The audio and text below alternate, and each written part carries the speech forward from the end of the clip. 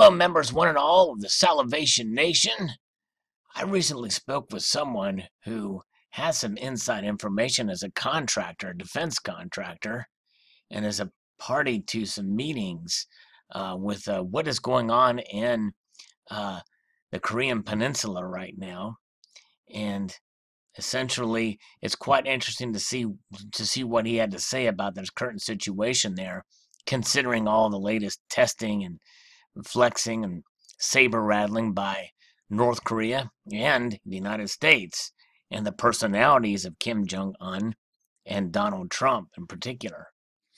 And as we know, the history of what has led up to where we are now is quite available for all to see. The what we've seen with a lot of the appeasement efforts to try to get the Kims to stand down and not to continue to develop nuclear weapons, but obviously they've blatantly ignored those despite sanctions and carrots. So carrots and sticks, it doesn't matter. It's not working. It may have slowed for a little while, especially with the father of Kim Jong Il, but nonetheless, there is a lot going on. And this friend of mine who I spoke with said that those days are obviously over. And of course, I knew that. We all know that. With every test, it brings us closer to all-out war. And something is coming into a head, one way or the other. But the question is after the big saber rattling speech that Kim Jong Un had given, especially after some statements by Donald Trump at the UN, is just the latest example of where things are headed in the near future, and the fact that it's really an unstable regime.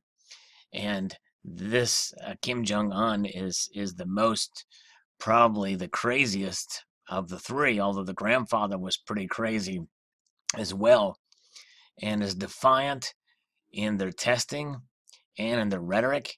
And in fact, I even saw a documentary that spoke about this, and how essentially the people in Pyongyang that are performing, doing these parades, and and everything. They interviewed some people, and they really hope and wish for nuclear war with America.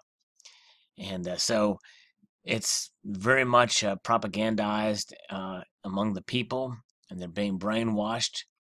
And it's a closed system over there, as we know. And the problem is as we head in this direction, other factors are affecting the markets. We're largely kind of ignoring what's going on. Even this latest missile test, which proves that North Korea can hit anywhere in the world, including South Africa, in a 400-mile range. This latest missile that was launched, this ICBM. The only thing left to prove is the miniaturization process, but my guess is they are either very close or may already have it, and just waiting to put it into effect. And so the question is well, what do we do about it? Do we launch, if we see them roll out another ICBM to test on the launch pad? Do we just take it out on the launch pad? I don't know. That could be one answer. But the problem, if we do that, China may get very upset. After the latest test, Trump did call the president of China, and they try to work things out. Obviously, I think war is the least likely of options they want to choose, because it's expensive and it's risky. And Trump is a bottom line guy. He knows it would be an expensive proposition. We've already spent a lot of money with fleets and being at having readiness in hand in case something were to happen. And the reason why this is important, not only for the human cost and the fiscal cost, but the effect that it's going to have on the markets. War would be messy, and but it may be unavoidable in this one scope. However, there's another thing, and this gets to where my conversation led with this friend of mine. These gentlemen here, they may not be gentle, but certainly they're trying to stay alive, because you know how how much of an iron fist that Kim Jong-un rules. He recently, last year, had a general executed by artillery fire for falling asleep. And so these men fear for their lives, and is a constant struggle for power. And so my friend was saying that is privy to some information into what Tillerson is doing as Secretary of State. Donald Trump may not be in favor for, and I can kind of understand, but he said he is saying he's trying to orchestrate a coup, a military coup with the generals. That China is trying to orchestrate this, and we're putting pressure, and Tillerson particularly is trying to convince China to somehow orchestrate a coup with the generals from within the regime. That's much easier said than done because of the nature of what's going on in such a closed system, and how are the Chinese going to be able to do this? That's a big thing to do.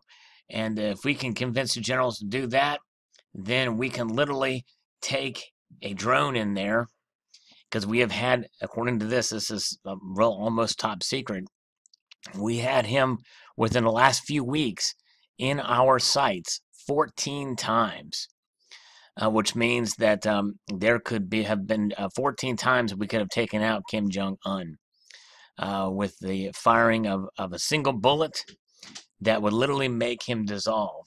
And the way this bullet works is, yes, it's definitely James Bond type stuff. It's one type of bullet. It's a chemical type of bullet that when it strikes the body, no matter where it is on the body, it would literally dissolve away parts of the flesh. So that, let's say it hits in the leg, it would basically dissolve its way up and be toxic, and so you wouldn't have to be totally exact. If you hit him in the center of the chest, it'll really take out a whole piece of the cavity.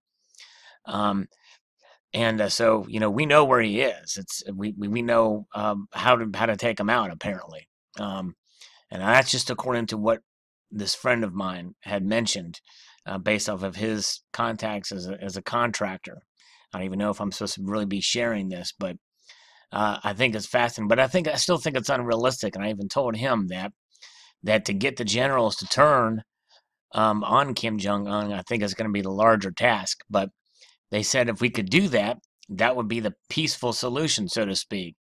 And the deal would be that North Korea would remain as it is, a communistic state, just without the dictator in charge. It would be a military coup, and they would have someone else in there. Now, the thing is, the other problem with that is if you do that, and you leave North Korea as it is without the Kims in there, then will that just fire up and cause more problems with whoever is in charge again? And they'll be wizened to our tactics. And the next guy might be even worse than Kim Jong-un. So it's definitely a delicate situation, and I'm sure there's a lot more to it on the ground. But apparently that was the intention, or that is the intention, for them to try to do, to try to stave off the threat, the immediate threat, which is Kim Jong-un, and try to work with these generals here. So very interesting indeed. And in fact, here's an article by the Daily Beast from last year that talked about how North Korea's generals could turn against Kim Jong-un, possibly. But the problem with that is the heavy hand, and how these generals are being killed and are fearing for their lives, and getting intelligence in there and actually communicating with him to orchestrate this, I think would be a massive problem to be able to do. Because obviously if one of these generals try to talk to anyone from the outside, that communication is probably going to be monitored more or less, or I'm almost 100% sure of it, that Kim would find out. And but anyways, it's an interesting proposition, but I think highly doubtful that it would work. But it's anybody's guess. And I'm sure Tillerson and the powers that be know more than we do. And there's some secrets that we will not know for sure about these kind of bullets or ways to do that. I mean, shoot, if they know where Kim Jong-un is and can fire this bullet at him, then why can't they just find, 8 or 10 more or however many generals there are, just take all these guys out. They know all their names, they know where they're at. Why can't they just do that and take out the entire leadership? To me, that would make the most sense. But nonetheless, it's scary times we live in, and I think that despite the markets going up and everything else, the gold and silver going down, any kind of serious activity that goes on or serious threat that we see in North Korea is going to have a massive impact on the markets, I believe, especially if there is war, and especially if South Korea gets hit hard. The entire freezing of the Asian markets would send a ripple effect around the world, even if there's no immediate threat to the mainland USA. Post your thoughts below about this. I'd like to extend a multitude of gratitude to y'all for watching and encourage you to please rate, comment, and subscribe.